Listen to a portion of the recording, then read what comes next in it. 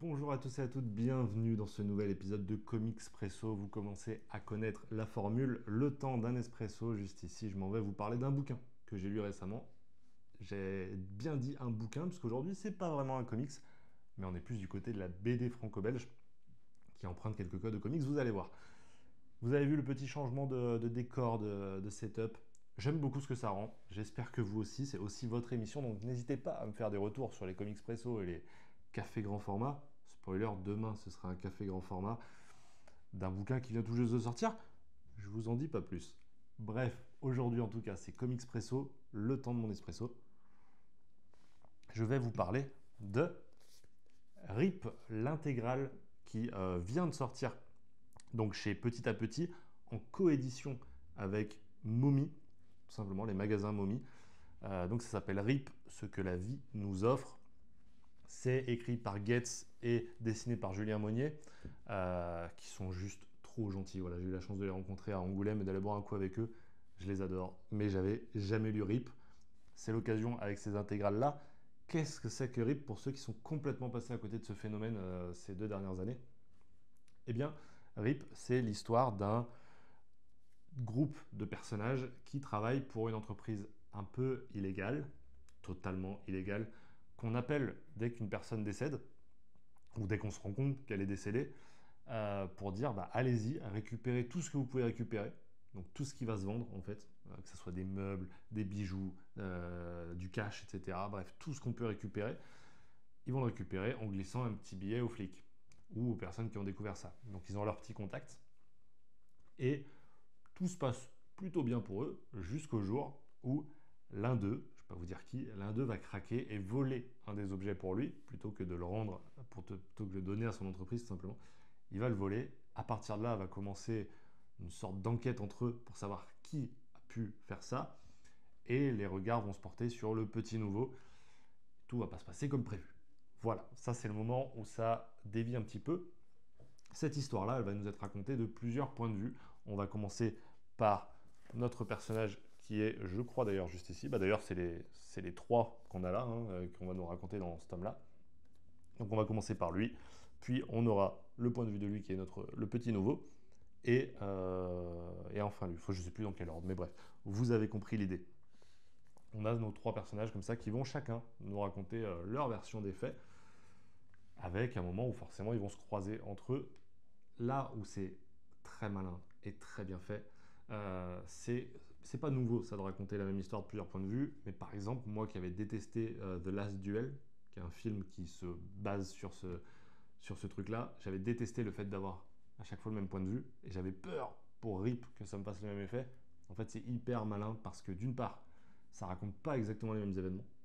On raconte beaucoup le passé de la personne, beaucoup l'après, etc. Bref, c'est pas du tout la même histoire. Et en plus de ça, là où je trouve que c'est trop fort, c'est que ça te surprend sur le personnage du chapitre suivant. C'est-à-dire que tu commences tome 1.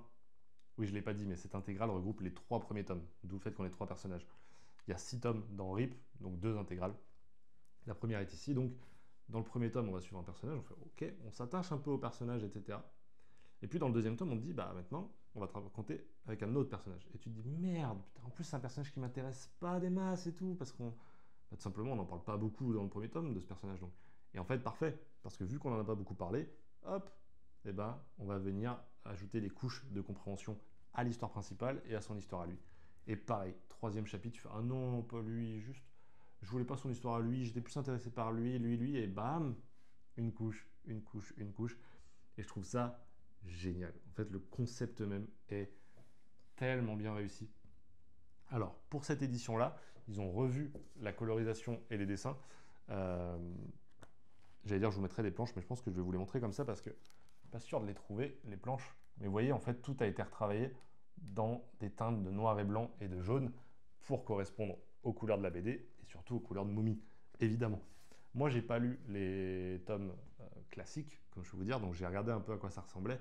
J'avoue que j'aime beaucoup ce qui a été fait là-dessus, mais parce que du coup, je l'ai découvert avec ça. Je sais pas si vous, qui l'auriez découvert avec autre chose, vous allez être choqué ou pas. Moi, je trouve que ça correspond très bien à l'ambiance un peu poisseuse que tu retrouves. Forcément, c'est très lugubre. comme série. Ça parle de la mort, ça parle de la pourriture, etc. Il y a un côté très, très poissard, quoi. Et, euh, et du coup, ça rend très bien dans cette édition-là. Les Juliens de Dessin Monnier, tout à fait, voilà. Les dessins, évidemment, de Julien Monnier sont trop beaux. Vraiment, bah, rien que cette couverture, vous voyez les designs des personnages, j'accroche totalement à cette ambiance-là. Vraiment, je trouve que, en fait, le changement de focus sur les personnages, l'ambiance, les dessins, c'est hyper harmonieux, malgré le thème qui est emprunté ici, et ça marche excellemment bien. L'intégrale ici, elle est disponible au prix de 49,90 € qui regroupe donc les 3 premiers tomes. Est-ce que ça vaut le coup? Moi, je vous dirais que ça vaut le coup. Franchement, vous savez, je suis pas langue de bois, je vous le dis quand je trouve que ça vaut pas le coup. Je l'ai reçu de mon côté également service presse avec la dédicace des deux auteurs. Donc voilà, comptez sur moi, je vous le dirai si ça valait pas le coup. Là, je crois que vous pouvez vous faire un très beau cadeau avec ça.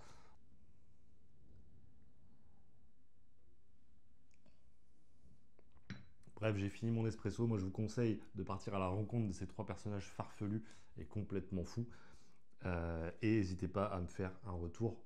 Encore une fois, si jamais il y a des bouquins dont vous voulez absolument que je parle dans les prochaines sorties, ça se passe dans les commentaires. N'hésitez pas à vous abonner, à liker. Ça aide évidemment à maintenir ce rythme de fou.